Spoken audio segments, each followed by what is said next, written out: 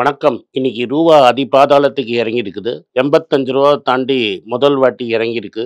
நேத்து நைட்டு அமெரிக்கால ரூ. 85.17 வரைக்கும் இறங்கின ரூவா, ஆர்பிஐ டாலர் வித்ததுனால ரூ. 85 4 பைசா 6 வரைக்கும் வந்தது. இது எதிர்பார்த்தது தான். இது ரொம்ப நாளா நடக்கும்னு நாங்கலாம் சொல்லிட்டு இருக்கிறோம். இது எப்படி நடக்கும்னு நம்மளுக்கு விஷயம் தெரியும்னா, நான் டெலிவரபிள் ஃபியூச்சர்ஸ் மார்க்கெட்டுன்னு துபாயில இருக்குது. அந்த நான் டெலிவரபிள் ஃபியூச்சர்ஸ் மார்க்கெட்ல ரூவாவ இறங்க விடாம இருக்கிறதுக்காக அமெரிக்கன் டாலரை ரிசர்வ் பேங்க் வித்துக்கிட்டே இருந்தாங்க. 115லேருந்து 120 பில்லியன் டாலர் வரைக்கும் சுமார் வித்ததா செய்தி இருக்கு. இது நஷ்டத்தில் முடிஞ்சது. இந்த நஷ்டத்தில் முடிஞ்சதுன்னா அந்த டிஃபரன்ஸ் நஷ்டத்தை வந்து இவங்க ஃபாரின் கரன்சியில் செட்டில் பண்ணணும். இதை பற்றி ஒரு 10 நாளைக்கு முன்னாடி, சுமார் 10 நாளைக்கு முன்னாடி ஆங்கில நாடுதல் பிஸ்னஸ் ஸ்டாண்டர்டில் இதை தெளிவாக எழுதியிருந்தாங்க. அதனால ரூபா இறங்கிட்டே இருக்குது. 85 பேங்க்கெல்லாம் வந்து மார்ச் மாதம் தான் 85 இறங்கும்னு சொன்னது.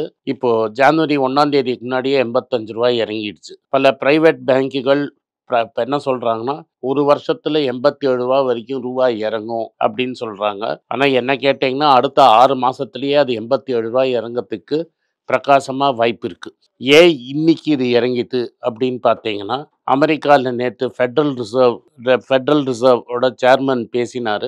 அவர் ஒரு 1/4% வட்டி குறைத்தார். அந்த குறைத்துட்டு என்ன சொன்னார்னா, அடுத்த வருஷம் 5 வாட்டி வட்டி குறைக்கிறதா இருந்ததை நாங்கள் குறைக்க போகிறதில்ல. விலைவாசி நாங்கள் எதிர்பார்த்த அளவு இறங்கியிருக்கு. ஆனால் நாங்கள் எதிர்பார்த்த அளவு இறங்கலை. அதனால் அடுத்த வாட்டி 5க்கு பதிலாக 2 வாட்டி தான் ரேட் கட் பண்ணுவோம் அப்படின்னாங்க. அமெரிக்காவில் பங்குச்சந்தை, தங்கம் எல்லாமே சரிந்தது. அதனால அதோட எதிர்வொலியாக நேற்று நைட்டே இந்தியாவோட ரூபாய் ரூ. 85.17 வரைக்கும் போச்சு. அதுக்கு முன்னாடி நம்ம என்ன கவனிக்கணும்னா, போன வாரமே ட்ரேட் டெபிசிட் அப்படிங்கிற ஒரு ஃபிகர், அதாவது நம்ம வெளிநாட்டிலேருந்து என்ன இறக்குமதி செய்கிறோம், இந்தியாவிலேருந்து என்ன ஏற்றுமதி செய்வோம் அப்படிங்கிற ரெண்டுத்துக்கும் நடுவில் இருக்கிற டிஃபரன்ஸ் வந்து நார்மலாக 13-14 பில்லியன் டாலர் இருக்கும். மேக்ஸிமம் 15-16 பில்லியன் டாலர் இருக்கும். சில சமயம் 20 பில்லியன் டாலர் வரைக்கும் போகும். ஆனால் இந்த மாதம் நவம்பர் மாதம் ஃபிகரு 33லேருந்து 34 பில்லியன் டாலர் இருக்கு அப்படின்னு கவர்மெண்ட் வட்டாரத்திலேருந்தே வந்தது செய்தி. அப்போ 84-80க்கு ரூபா அதனால தான் இறங்கிட்டு, முதல்ல ஒரு 30 பைசா அன்றைக்கே இறங்கிடுச்சு. ஏன்னா நம்ம இறக்குமதி பண்ணுறது எலாஸ்டிக் இல்லை இன்னெலாஸ்டிக். அதாவது ரூபாய் என்ன வேணாலும் இதை நம்ம இறக்குமதியே செய்யணும். இதில் எதெல்லாம் நம்ம இறக்குமதி செய்கிறோன்னா, தங்கம், அப்புறம் கச்சா எண்ணெய், 3வது வந்து palm oil, vegetable oil, palm oil, பருப்பு. இதை நம்ம மக்கள் தேவை நிறைய இருக்கிறதுனால இது இறக்குமதி பண்ணிக்கிட்டே இருப்போம். நம்ம ஏற்றுமதி பண்ணுற பொருள் எலாஸ்டிக்னு சொல்லுவாங்க. அப்படின்னா மக்களுக்கு தேவையான அந்த பொருளை வாங்குவாங்க, தேவையில்லைன்னா பொருள் வாங்க மாட்டாங்க. நம்ம எக்ஸ்போர்ட் வந்து 4% குறைஞ்சிது. ஆனால் இம்போர்ட் வந்து 10%க்கு மேலே ஏறிச்சு. அப்போது அம்மையாரோட மினிஸ்ட்ரியிலேருந்து என்ன சொன்னாங்கன்னா, தங்கம்னால தான் இது ஏறிடுச்சு, தங்கம் நம்ம ஆளுங்க நிறைய வாங்கிட்டாங்க, அதனால ஏறிச்சுன்னு. அது சாத்தியம். ஏன்னா வந்து தங்கத்துக்கு வந்து இவங்க வந்து 6% டேக்ஸ் ஜாஸ்தி போட்டு 15% டேக்ஸ் இருந்தது. அந்த 15% டேக்ஸில் 9% டேக்ஸ் குறைஞ்ச உடனே தங்கம் வந்து லீகல் சேனல் மூலமாக இம்போர்ட் ஆகப்பட்டது. ஸ்மக்லிங்கில் குறைஞ்சது. தேசிய லெவலில் ஆளும் கட்சிக்கு ரொம்ப நெருங்கியாக இருக்கிற ஒருத்தர் 500 ஸ்கொயர் ஃபீட் இடத்த எடுத்து மெட்ராஸ் ஏர்போர்ட்டில் அதுலேயே 10 பேரை வேலைக்கு வச்சு அது மூலமாக கோல்டு ஸ்மக்லிங் ராக்கெட் நடந்ததை கஸ்டம்ஸ் பிடிச்சிது. இது மாதிரி ஆளும் கட்சியோட சேர்ந்து புகைப்படம் எடுத்தவர் இது மாதிரி ஒரு பெரிய ஸ்கேமில் மாட்டினதை நம்ம மறக்க முடியாது. இது மாதிரி பல பேர் வந்து தங்கத்தை ஸ்மகிள் பண்ணிட்டு இருந்தாங்க. இந்த தங்க ஸ்மக்லிங் நிறுத்தத்துக்கும் சாவரின் கோல்டு பாண்டில் வந்து 20% மேலே வட்டி ஆயிடுச்சு கவர்மெண்ட்டுக்கு. இந்த 2 காரணத்தினாலையும் தான் ஜூலை மாதத்தில் ரேட்டை குறைச்சாங்க. ரேட்டு குறைச்ச உடனே தங்கம் இம்போர்ட் பண்ணுறது ஏறிச்சு. போன வாட்டி ட்ரம்ப் ஜெயிச்ச அடுத்த நாளே தங்கம் விலை குறைஞ்சதுனால நிறைய தங்கம் இறக்குமதி நடந்தது. இந்தியாவில் கல்யாண சீசன், தீபாவளிக்காக நிறைய பேர் தங்கம் வாங்கினாங்க. அதனால தான் அந்த லெவல் குறைஞ்சிது அப்படின்னு சொன்னாங்க. அன்றைக்கே ரூபா ப்ரெஷரில் வந்தது. இப்போ அரசாங்கம் என்ன சொல்லுதுன்னா, நாங்கள் தப்பாக எண்ணிட்டோம், ஆக்சுவலாக அவ்வளோ தங்கத்தை இறக்குமதி செய்யலை, நாங்கள் கொஞ்சம் ஜாஸ்தியாக சொல்லிட்டோன்னு சில சோர்சஸ் சொல்லுது. அஃபிஷியலாக அதை பற்றி இன்னும் கவர்மெண்ட் சொல்லலை.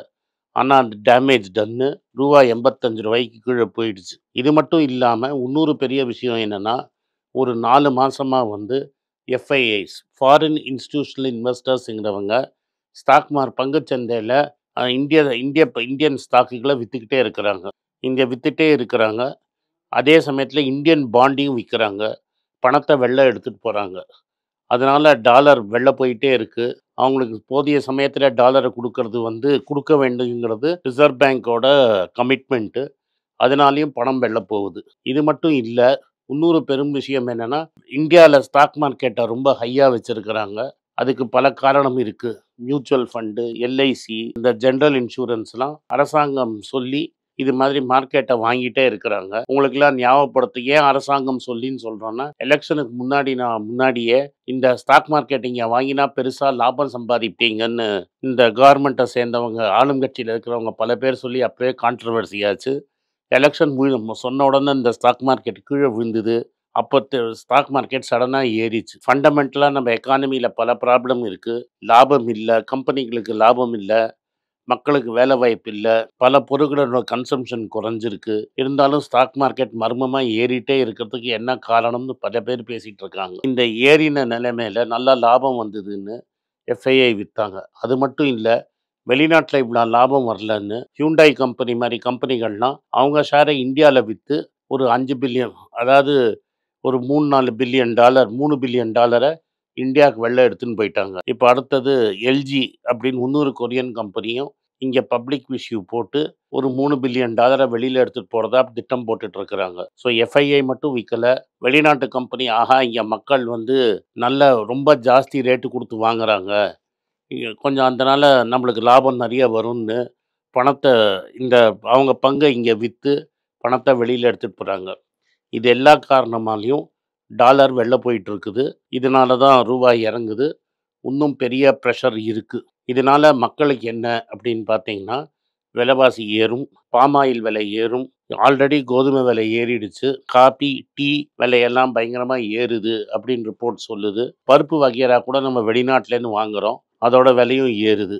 இதனால இந்த எஃப்எம்சிஜி கம்பெனி, அதாவது Hindustan Unilever, Nestle, Britannia, Tata consumer, Godrej எல்லாம் வந்து சோப்பு, தின்பண்டங்கள், பிஸ்கெட்டு, சிப்ஸு இதோட விலையெல்லாம் ஏத்துவாங்க. விலைய மட்டும் ஏத்த மாட்டாங்க. சம்டைம்ஸ் விலைய அப்படியே வச்சுட்டு வெயிட் இப்போ வந்து ரூ. 100க்கு 1/2 கிலோ சிப்ஸ் குடுக்குறாங்கன்னா இந்த கம்பெனி, சும்மா சொல்றேன் உங்களுக்கு புரியறதுக்காக. அதே ரூ. 100 வச்சிருப்பாங்க. ஆனா 1/2 கிலோ சிப்ஸுக்கு பதிலா 400 கிராம் சிப்ஸ் தான் குடுப்பாங்க. இது பேரு ஷ்ரிங்க்ஃப்ளேஷன்னு பேரு.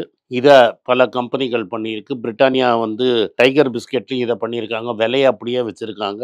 கிராம குறைக்கிறாங்க. ஸோ விலைவாசி ஏறும். விலைவாசி ஏறினா அதுக்கு ஏற்ற மாரி இங்க சம்பளம் ஏறாது. இப்ப வந்து சக்திகாந்த தாஸ ஆர்பிஐ கவர்னரா கடைசி நாள் மாத்தினாங்க. சஞ்சய் மல்ஹோத்ரான்னு இன்னொரு ஐஏஎஸ் ஆஃபீஸர போட்டிருக்காங்க. ஏன்னா பியூஷ் கோயல் முன்னாடியே சொன்ன மாதிரி இன்ட்ரெஸ்ட் ரேட்ட குறைக்கணும் ஆர்பிஐ அப்படின்னு சொல்றாங்க. ஆர்பிஐ இன்ட்ரெஸ்ட் ரேட்ட பிப்ரவரி மாசம் குறைச்சதுன்னா திரும்பி விலைவாசி ஏறும். ரூபாவின் மதிப்பு குறையும். அத இந்த அரசாங்கம் பண்ணிட்டுனா மக்களுக்கு விலைவாசி மேல கண்ட்ரோல் பிடிக்கிறது ரொம்ப கஷ்டம். தங்கம் விலை இன்னைக்கு ஒரு ரூ. 65 குறைஞ்சிருக்குது. ஆனா அடுத்த ஒரு வருஷத்துல தங்கம் விலை நான் சொன்ன மாதிரி ஏறதான் செய்யும். நன்றி, வணக்கம்.